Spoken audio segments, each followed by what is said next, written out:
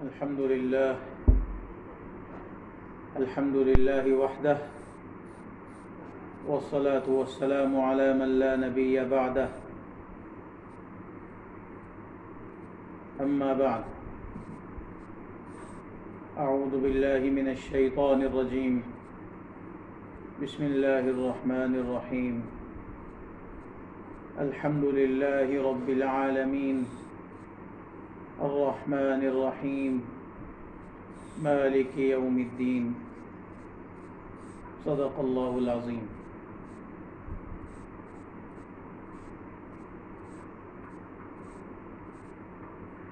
ماہ رمضان میں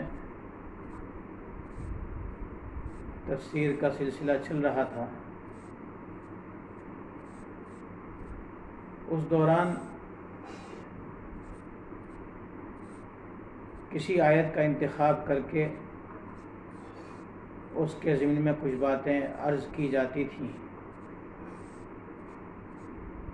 لیکن احباب کی مسلسل فرمائش اس بات کی ہے کہ باضابطہ طور پر تفسیر کا سلسلہ شروع کیا جائے۔ اس کی مناسبت سے اللہ کے نام سے اس سلسلے کو شروع کیا جا رہا ہے، لیکن اس میں بھی اس بات کی کوشش ہے کہ ابتداءً پارہ ام کی تفسیر بیان کی جائے، اس لیے کہ پارہ ام انسان نمازوں میں تلاوت کرتا ہے۔ اس میں چھوٹی چھوٹی صورتیں بھی ہیں، بڑی صورتیں بھی ہیں۔ عام طور پر چھوٹی صورتوں کی زیادہ تلاوت کی جاتی ہے۔ جو غیر حفاظ ہیں وہ چھوٹی صورتوں کی تلاوت کرتے ہیں،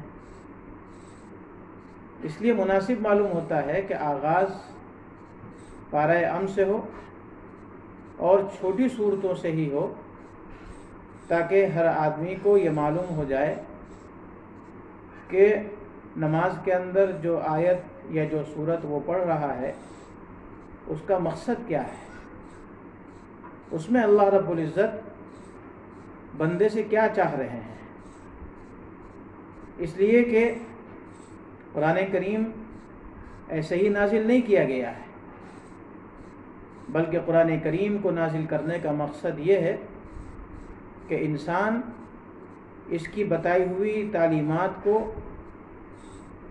اس کی ہدایات کو پیش نظر رکھ کر کے اپنی زندگی گزارے۔ یہ قرآن اہل ایمان کے لیے مشعل راہ ہے۔ زندگی کا ہر گوشہ یا ہر مرحلہ یقیناً اس کے متعلق قرآن کریم کے اندر ہدایات کہیں صراحتاً کہیں اشارتاً موجود ہیں۔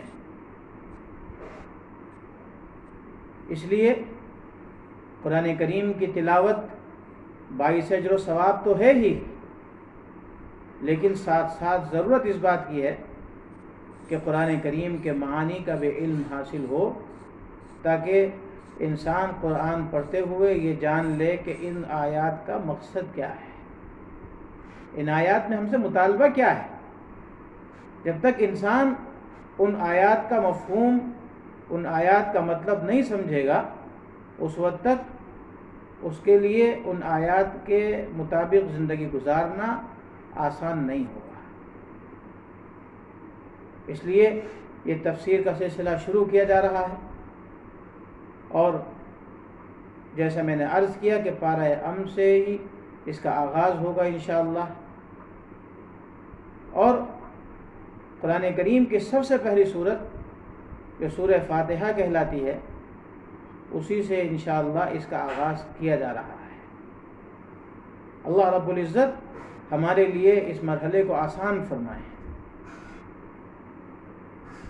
اس سورت کے اندر 7 آیتیں ہیں۔ 3 آیتوں میں انسان کی طرف سے اللہ رب العزت کی حمد و ثنا ہے،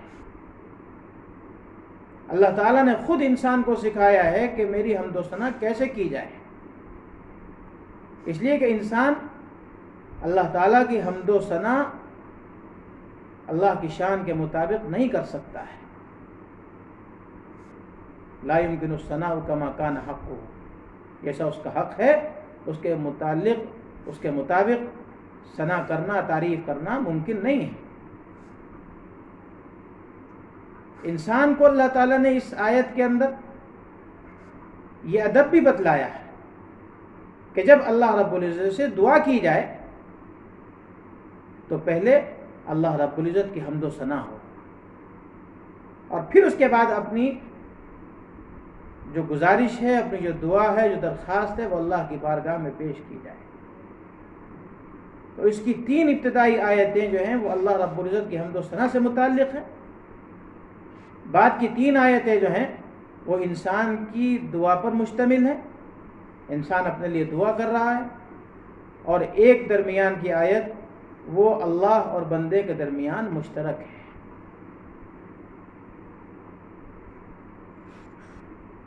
سورہ فاتحہ بڑی عظیم سورت ہے،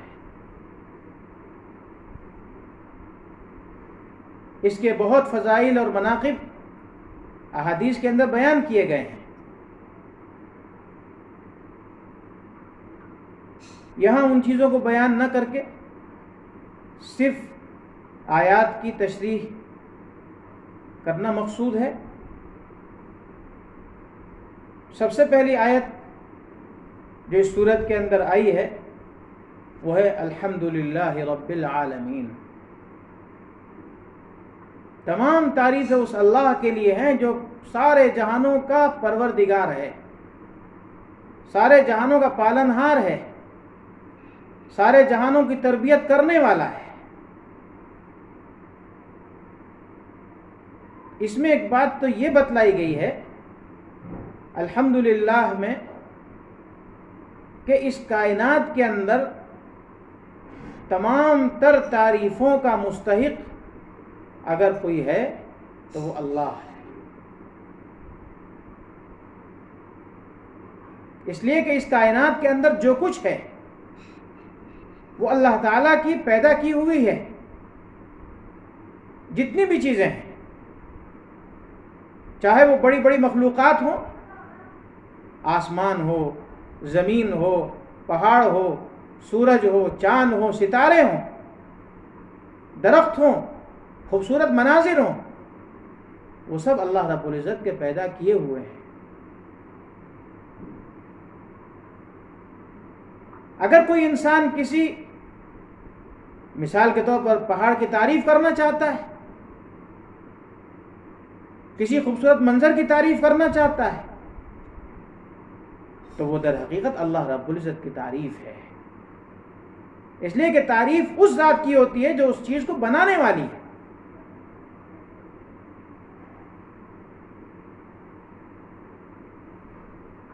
کوئی انسان مثال کے طور پر کسی ڈیسک کی تعریف کرنا چاہتا ہے کہ ڈیسک بڑا خوبصورت ہے، یہ بڑا جاذب نظر ہے، تو اس میں ڈیسک کا کوئی کمال نہیں ہے، یہ کمال اس شخص کا ہے جس نے اس ڈیسک کو بنایا ہے، جس نے اس کا ڈیزائن کیا ہے، جس نے اس کو وجود بخشا ہے، یہ تعریف اس کی ہے۔ کوئی انسان ریک کی تعریف کرنا چاہتا ہے، کارنر کی تعریف کرنا چاہتا ہے، تو یہ تعریف بھی در حقیقت اس کی نہیں ہے، بلکہ یہ تعریف اس شخص کی ہے جس نے اس کو ڈیزائن کیا ہے، جس نے اس کو بنایا ہے۔ ایسے ہی کائنات کے اندر جتنی تعریفیں ہو رہی ہیں، چاہے کوئی انسان چاند کی تعریف کرتا ہے، چاہے سورج کی تعریف کرتا ہے، اس کے فوائد کو بتلاتا ہے، چاہے ستاروں کی تعریف کرتا ہے، چاہے پہاڑوں کی تعریف کرتا ہے، یا کسی اور مخلوق کی تعریف کرتا ہے، تو وہ در حقیقت اللہ رب العزت کی تعریف کرتا ہے، اس لیے کہ اللہ رب العزت ہی اس کائنات کی ہر چیز کے خالق ہیں۔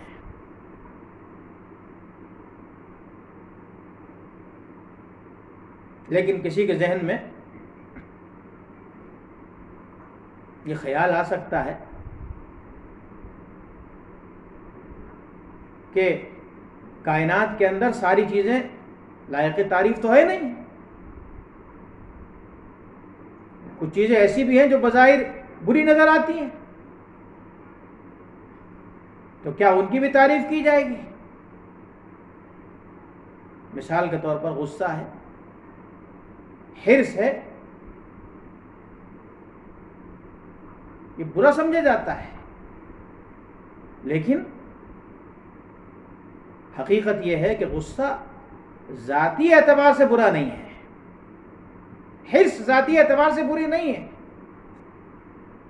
برائی اس کے اندر اس وقت آتی ہے کہ جب ان کا استعمال محل کے خلاف ہوتا ہے، موقع کے خلاف ہوتا ہے۔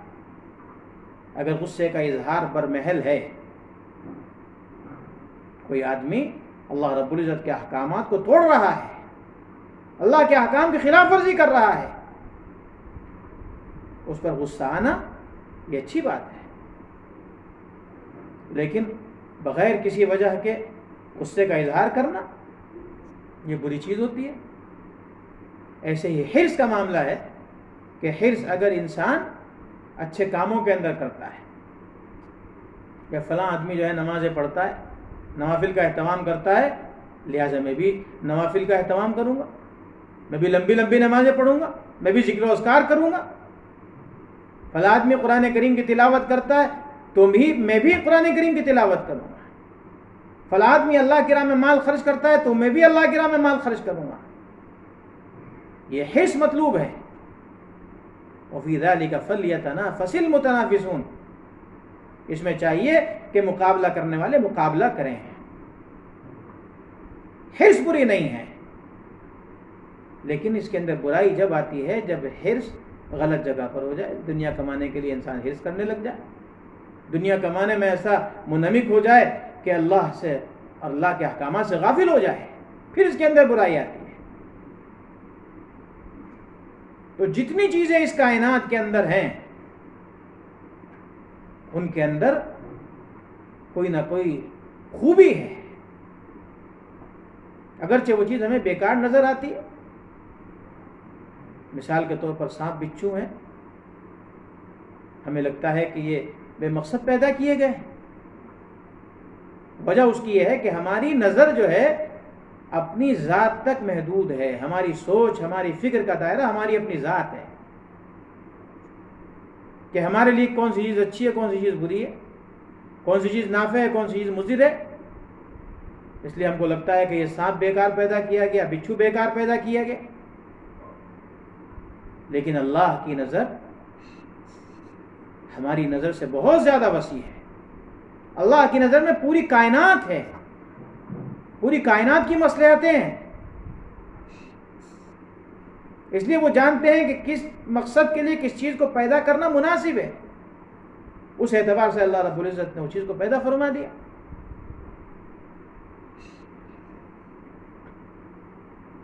جیسے کسی شاعر نے کہا، علامہ اقبال رحمۃ اللہ علیہ کا شعر ہے، نہیں ہے چیز نکمی کوئی زمانے میں، کچھ برا نہیں قدرت کے کارخانے میں۔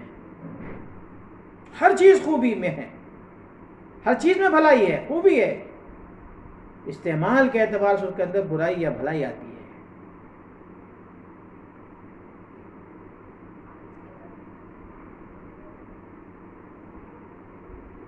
ابھی ذکر آیا کہ سانپ بچھو اللہ تعالیٰ نے ایسے ہی پیدا کر دیا، انسان کو لگتا ہے کہ اس کا کوئی مقصد نہیں ہے۔ امام راضی رحمۃ اللہ علیہ نے ایک عجیب واقعہ لکھا ہے کہ ایک بزرگ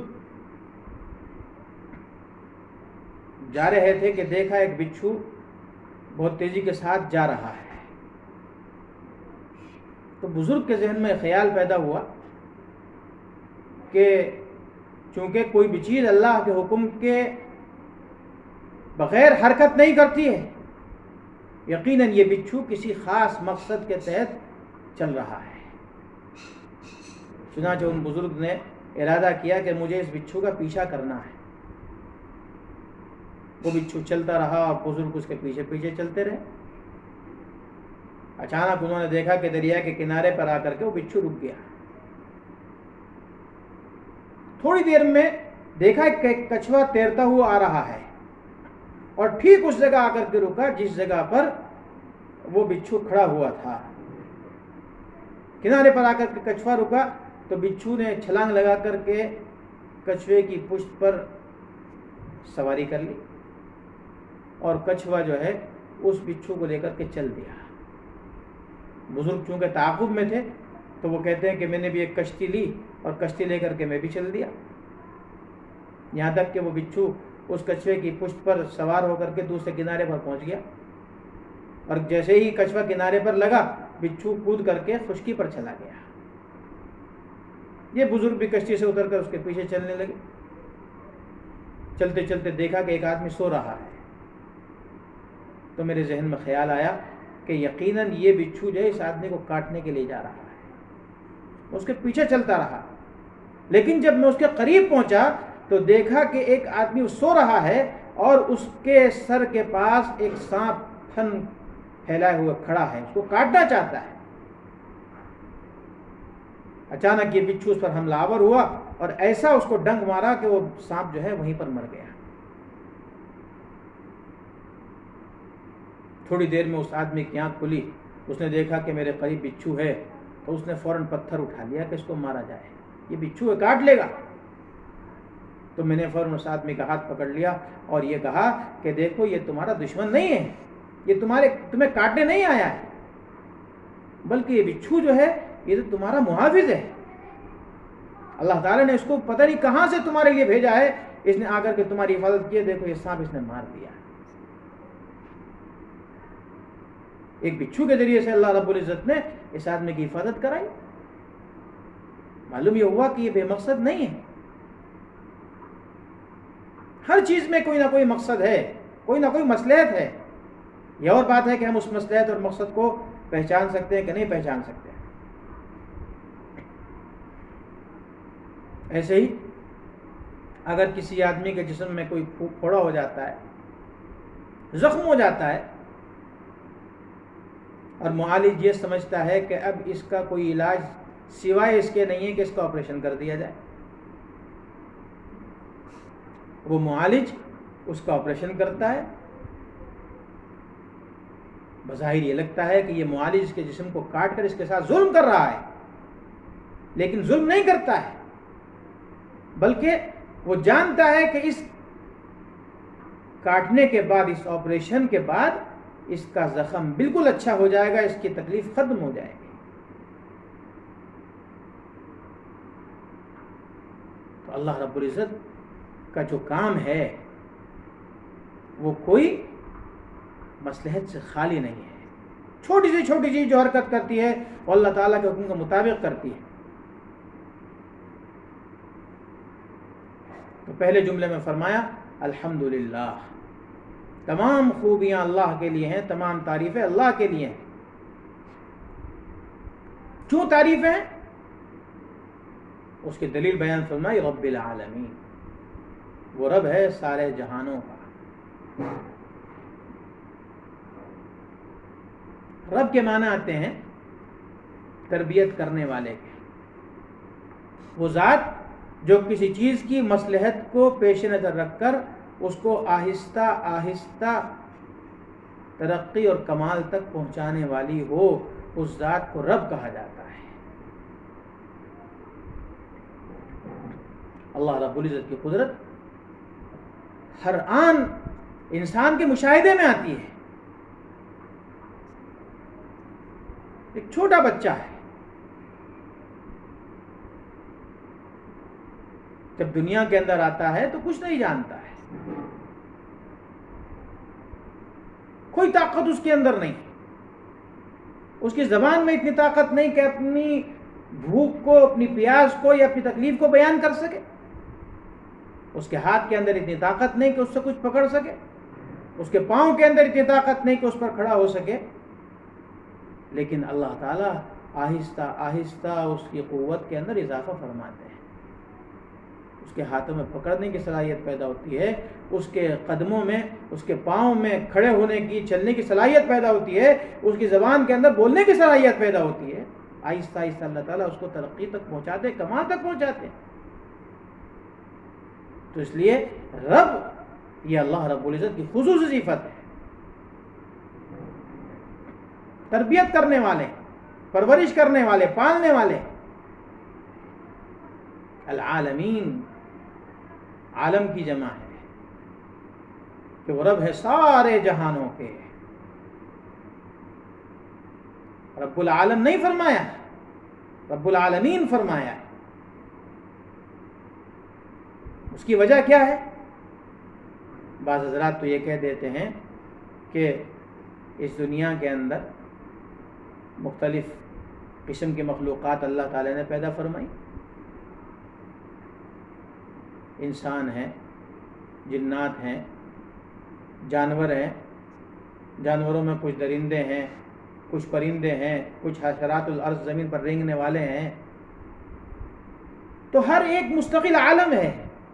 انسانوں کا مستقل عالم ہے، جنات کا مستقل عالم ہے، حیوانات کا مستقل عالم ہے، جمادات کا یعنی پہاڑوں کا مستقل عالم ہے، نباتات کا یعنی جنگلات اور درختوں کا مستقل عالم ہے۔ اس اعتبار سے، مخلوقات کے اعتبار سے ہر مخلوق کو عالم سمجھ کر کے، عالم قرار دے کر کے رب العالمین فرمایا گیا۔ بعض حضرات نے تو یہ کہا ہے، لیکن بعض حضرات نے یہ کہا ہے کہ جس طریقے سے مشرق سے مغرب تک، شمال سے جنوب تک یہ پورا خطہ زمین جو ہے یہ مستقل ایک عالم ہے، جیسے یہ ایک عالم ہے، اس زمین کی حدود سے باہر جو خلا ہے جو لامتناہی ہے، اتنی لامتناہی ہے کہ آج کے دور کے سائنسداں یہ کہنے پر مجبور ہو گئے ہیں کہ لاکھوں نوری سال کی مسافت کے بعد بھی ہمیں نہیں لگتا کہ یہ فضا جو ہے کہیں جا کر کے ختم ہو رہی ہے۔ اور سائنسداں یہ ثابت کر رہے ہیں کہ اس دنیا کے علاوہ اس فضا کے اندر لاکھوں لاکھ ایسے ہی سیارچے موجود ہیں جیسے زمین ایک سیارچہ ہے۔ لاکھوں سیارچے موجود ہیں اس کائنات کے اندر۔ بعض نے تو 80 لاکھ تک کی تعداد بتلائی، بعض نے اس سے زیادہ بتلائی ہے۔ 1 لاکھ ایک نوری سال جو ہوتا ہے وہ در حقیقت بہت لمبی مدت کے لیے آتا ہے۔ اس زمین سے سورج کا فاصلہ 1,86,00,000 میل کا ہے، اور سورج کی ایک کرن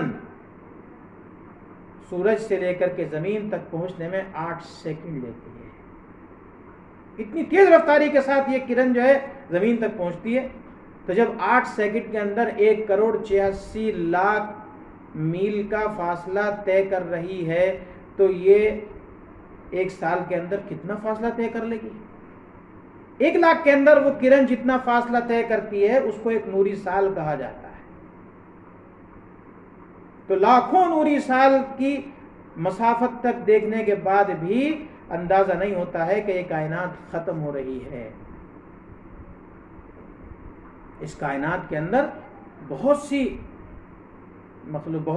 سیارے، بہت سی مخلوقات اللہ تعالی نے پیدا فرمائی ہے، اور پھر جیسی مخلوقات اس زمین کے اوپر ہیں، اس سے زائد مخلوقات اللہ تعالی نے سمندروں کے اندر پیدا فرمائی ہیں۔ اس لیے کہ خشکی والا حصہ 1/4 ہے، باقی 3 حصے سمندر کے ہیں۔ سمندر کے اندر خشکی کے طریقے سے پہاڑ بھی ہیں، سمندر کے اندر جنگلات بھی ہیں، سمندر کے اندر جو مخلوقات ہیں وہ اس زمین کی مخلوقات سے بہت زائد ہیں، اس لیے کہ جب اس کا رقبہ زائد ہے سمندر کا تو اس کی مخلوقات بھی زائد ہوں گی، اور ایسی ایسی مخلوقات اللہ تعالیٰ نے اس سمندر کے اندر پیدا فرمائی ہے کہ انسان اس کے بارے میں بھی جانتا ہی نہیں ہے۔ تو چونکہ اللہ تعالیٰ اتنی ساری مخلوقات کو پیدا کرنے والے ہیں، اتنی ساری مخلوقات کا نظام چلانے والے ہیں، ان کو رزق دینے والے ہیں، ان کی تربیت کرنے والے ہیں، اس کا تقاضا یہ ہے کہ تعریف انہی کی ہونی چاہیے۔ اس لیے فرمایا الحمدللہ رب العالمین، تمام تعریفیں اس اللہ کے لیے ہیں جو سارے جہانوں کا رب ہے۔ اس سے معلوم یہ ہوا کہ جب تعریف کے لائق ذات اللہ تعالیٰ کی ہے تو عبادت کے لائق ذات بھی وہی ہو سکتی ہے، اس کے علاوہ کوئی ذات لائق عبادت نہیں ہو سکتی ہے۔ اللہ تعالی ہم کو قرآن کریم کو سمجھنے کی اور اس کے مطابق عمل کی توفیق عطا فرمائے۔ وآخر دعوانا الحمد للہ رب العالمین۔